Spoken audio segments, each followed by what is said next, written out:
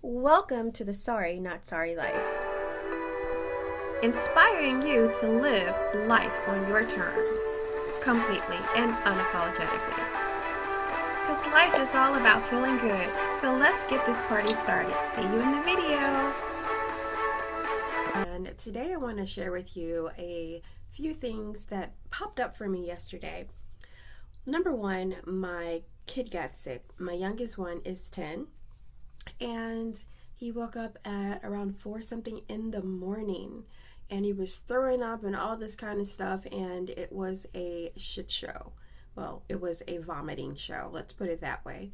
But nonetheless, he was sick, and of course I took care of him, and he did not go to school. Now, I don't work outside of my home, which is a huge blessing for me. May not be for everyone, because I know I have two older kids, and I did hold down a full-time job when my children were younger, and it was not something that I wanted this time around with being an older mom of a 10-year-old.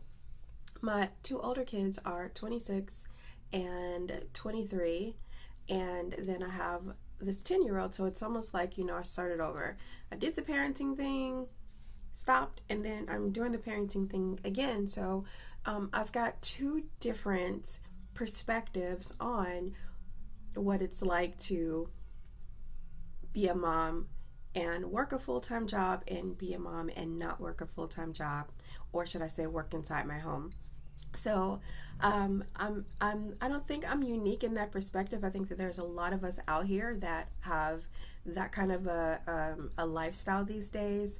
A lot of the women or mothers, a lot of the mothers that I meet, they're either in the category where I have my two older kids and they're my age, or they have become first time mothers, and they have, like, 10-year-olds, and that's like their only child, or maybe it's their oldest kid or something like that. So it's a very unique spectrum to be over here with all those people with the older kids who are my age, but to also be able to be over here with the mothers who are my age, who are first time mothers. So it's really a very unique perspective.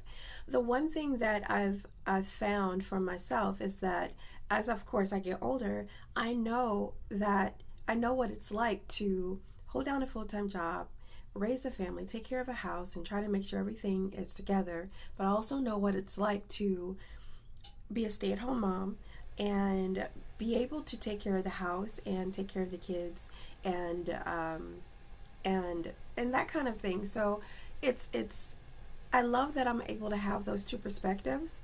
One time someone asked me, well, which one would you rather do? Well, as I was saying, because I've gotten older, I don't think it's a which one I would rather do. It's more like at this point in my life, this is where I'm at, and this is what I'm doing. This is what I prefer to do. When I was working a full-time job, I preferred to work a full-time job. I preferred for my kids to go to school. I preferred for me to work outside the house. I enjoyed that lifestyle, and it was normal, right? It was the normal, like, American dream type of thing. So it was nothing unique that I was doing. I was doing everything that everyone else was doing.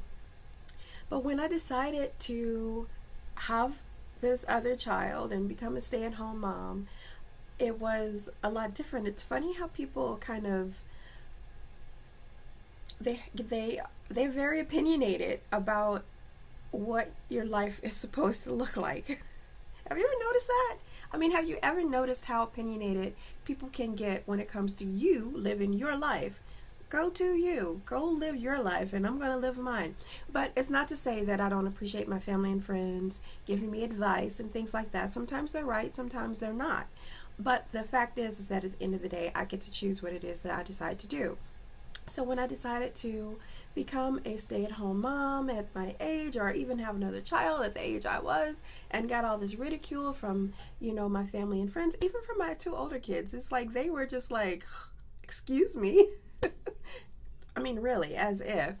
But what I'm trying to say is that when you figure out what it is that you're wanting to do, when you are really, like, looking inside yourself at your own soul and what it is that you desire, then actually taking the steps to do those things, they become a lot less intricate and hard.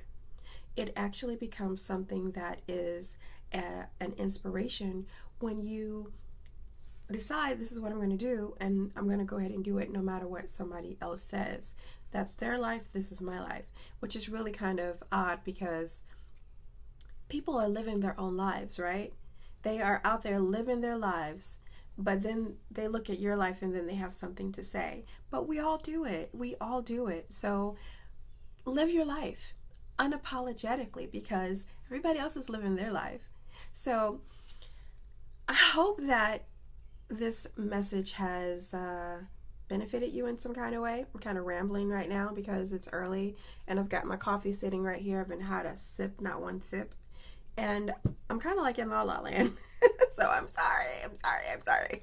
Okay, anyway, that's it. I will catch you guys on the next video. Thanks so much for watching. Subscribe, like, and share my video. Have a great day. Bye.